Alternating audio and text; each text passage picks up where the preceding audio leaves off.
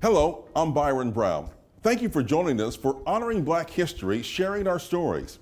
For the next 30 minutes, we are coming to you from the Smith Robertson Museum and Cultural Center here in Jackson. If you haven't visited us here yet, this place has quite a history. I'm so excited you guys are here. These school children are getting a history lesson from what was known as the West Jackson Colored School. It was bought by a man who would name the school after himself. A school that was a gem in the community that provided jobs for the faculty and a structured learning environment for the students. Well, historically, we were a school first in the 1800s. It was the Smith Robertson School for colored pupils. That should tell you historically, just by saying the word colored, how old we are. But it was started by a former slave named Smith Robertson, who came from Alabama after the Civil War and came here to Jackson and bought the property, bought a facility here, and named the school after himself. There was pride for the students who attended the school, and they came from different age groups. So the ages and the grades staggered up, you know. We had several rooms that could be used for certain grades, but it was such a pride and joy of the community. It remains that today. You can look at some of the photographs of the faculty then and the staff and the students. And we get people coming back today who remember their grandparents coming to school here or teaching here, and they look at the photographs, and that's the real joy we have today of still being open as a museum. The school was closed in 1971 and reopened as a museum in 1984. As a museum, the focus is on Jackson history. You know, the beauty of the Smith Robertson Museum is that we start with the whole Jackson story. We say, if you want to learn about Jackson history, come here first. Other museums offer more of a comprehensive outlook on the national scope, the state scope, but this is all Jackson focused. So for us, our pride and joy as far as exhibits has to be the Medgar Evers Gallery, because it was curated with the help of Mr. Evers' family.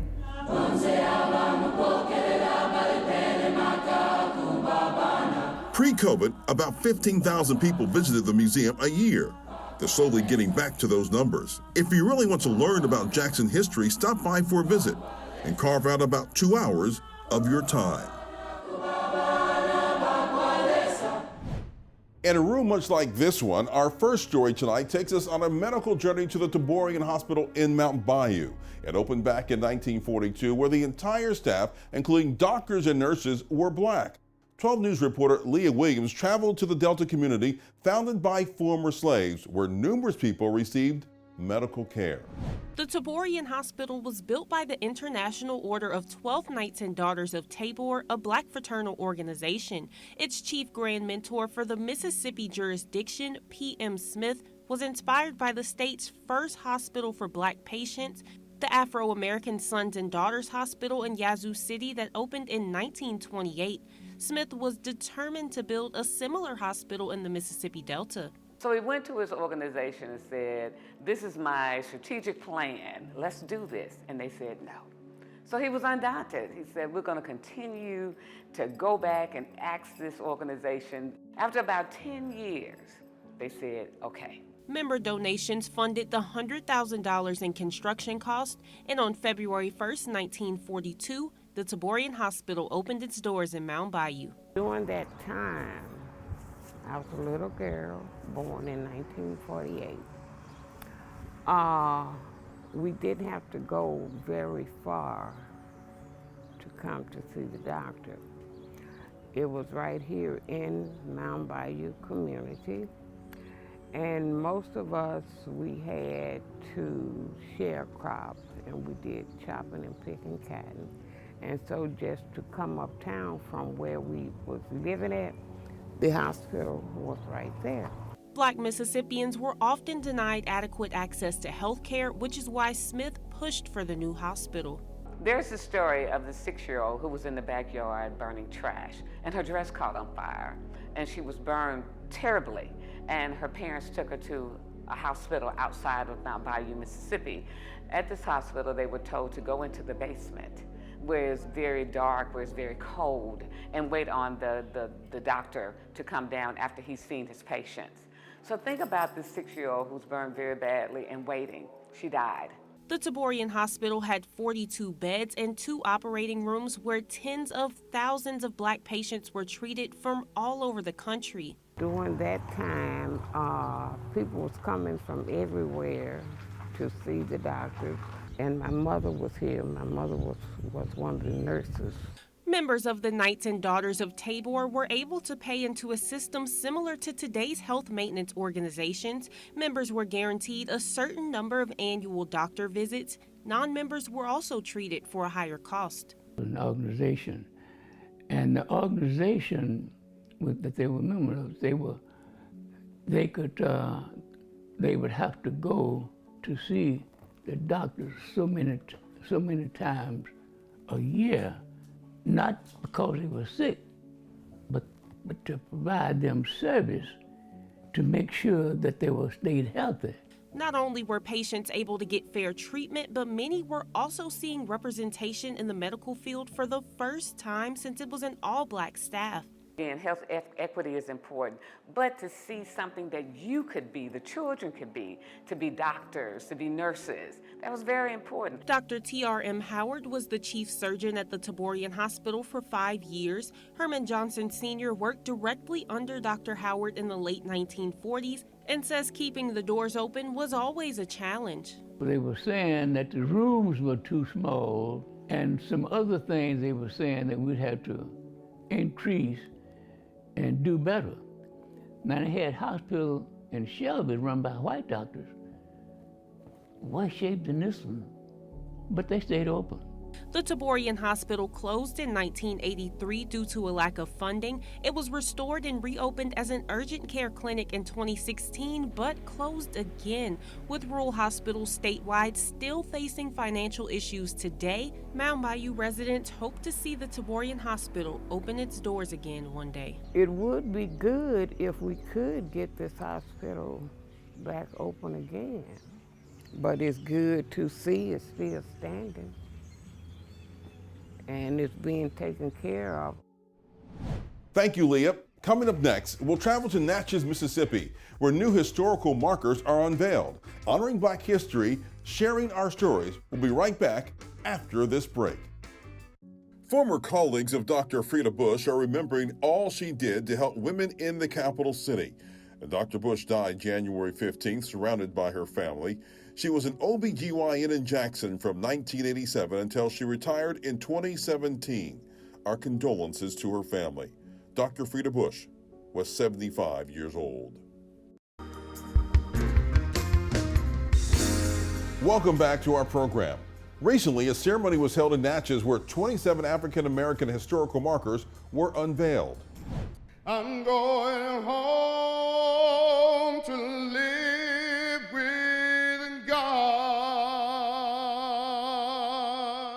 It's been a lot of hard work to get to this point. The unveiling of 27 African-American historical markers that will be placed at sites throughout the city of Natchez. The markers will allow visitors to have a self-guided tour of local African-American history. Mayor Dan Gibson says they are finally telling the whole story. And I'm so grateful to be in a city that celebrates our diversity, that celebrates our history, commemorates our history, recognizes that even the history that is not good is still our history. And it all has been used, I believe, by the hand of God to bring about a perfect recipe that only He can concoct. And that is the recipe called you and me. Some of the notable sites include the home that writer Richard Wright grew up in. Valencia Hall's family has owned the home for decades and says it's important to tell these stories. So we are about unity, not division, not a racial divide. We are one Natchez. And these 27 historical markers to Black Natchezians are continuing to tell the story. And we tell it, the bitterness, the pain, and the beauty of Black citizens of Natchez.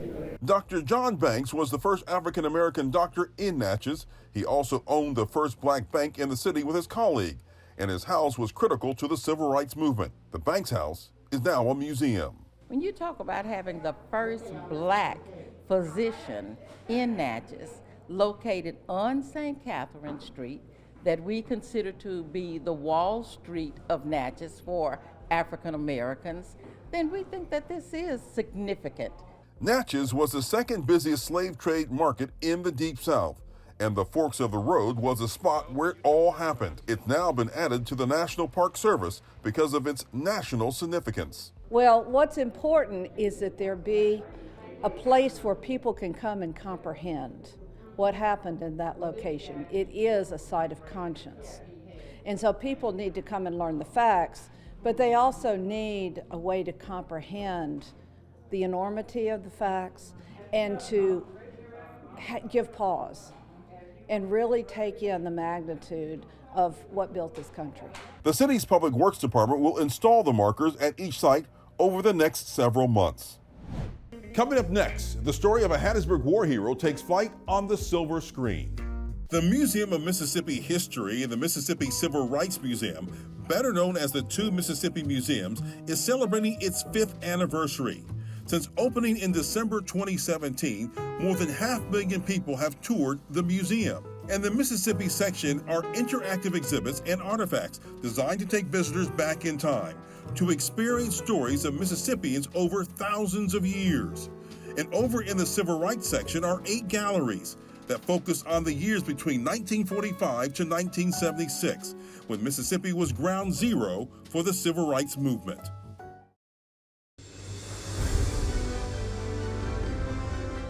Welcome back to Honoring Black History, sharing our stories, coming to you from Smith Robertson Museum and Cultural Center in Jackson.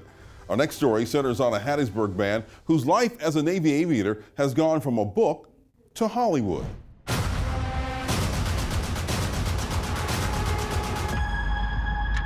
The motion picture Devotion tells of a friendship that developed between Navy aviators Tom Huttner and Hattiesburg native Jesse Brown. Brown, who grew up picking cotton, is the first African-American Navy aviator who died during the Korean War after his plane was hit by enemy gunfire in 1950. Jonathan Majors plays Jesse Brown. I don't think after this we will reference the Korean War as the forgotten war, you know, and Jesse stands right beside the Tuskegee Airmen in people's memory and in people's hopefully esteem. Based on what we did in that film, I have no doubt. His life is memorialized at the African American Military History Museum in Hattiesburg, where a reception was held recently with family, friends, and cast from the movie to honor him and others who have served our country. Pamela Knight is Jesse Brown's daughter. The fact of a friendship that can become a devoted friendship towards another person, and that no matter what your differences are, that you can become friends, and everything doesn't have to be something that ends in violence or whatever. His granddaughter, Jessica Knight Henry, says they're happy that his story is finally being told so the whole world can see. We grew up always knowing like his story and what he meant to the community, but it's very powerful to be in this moment and see just how much and what it means to people beyond Hattiesburg and Mississippi and the world. So we're so excited that he's getting his moment. Tim Henson served in the Navy and calls Jesse Brown his hero. He's also a good friend of his daughter, Pamela. These 2 pilots were from different walks of life, but Jesse, with his sheer determination, became an ace pilot. He was killed in action December the 4th, 1950. Thomas Huttner crashed his plane trying to save him. They are just amazing pilots. They were both just dedicated to the service. The history of these guys for the United States and for the Navy is just amazing. Christina Jackson plays Jesse's wife and says this movie is about love, friendship, and brotherhood. I know I cried. I cried reading the script, and Daisy is introduced as Daisy, Jesse's wife, his heartbeat, his anthem. And that made me sit up a little bit more and pay a little bit more attention. The way that her scenes are, they're so beautiful. The way that she is so beautiful. The letters that he wrote to her are just, they break your heart. And so to be the one who gets the chance to be the Daisy to Jonathan's Jesse, it's nothing like it. J.D. Dillard is the director of the film and hopes you not only walk away with a history lesson about Jesse Brown, but also a message. It's really a story about mutual understanding, you know, and how difficult it really is to be there for someone in the way that they need you there for them. So I hope, you know, as the film ends and the credits roll, you know, that's something that you take away. For his actions, Brown was awarded the Distinguished Flying Cross, the Purple Heart Medal, and the Air Medal.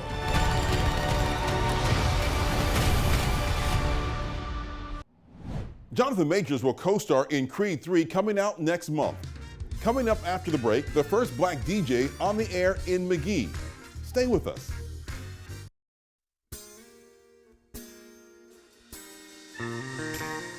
If you want to know about a certain time period, just listen to the most popular songs of that era. While the style of music and social climate may have been changing, radio stations were slowly integrating. And in McGee, Mississippi, James Myers would spark another change. Here's Kayla Thompson. You're listening to the sound of Southern hospitality from WSJC, McGee, Mississippi. In the 1970s, WSJC was heard all around McGee, but some say the station wasn't truly inclusive until James Lavelle Myers joined.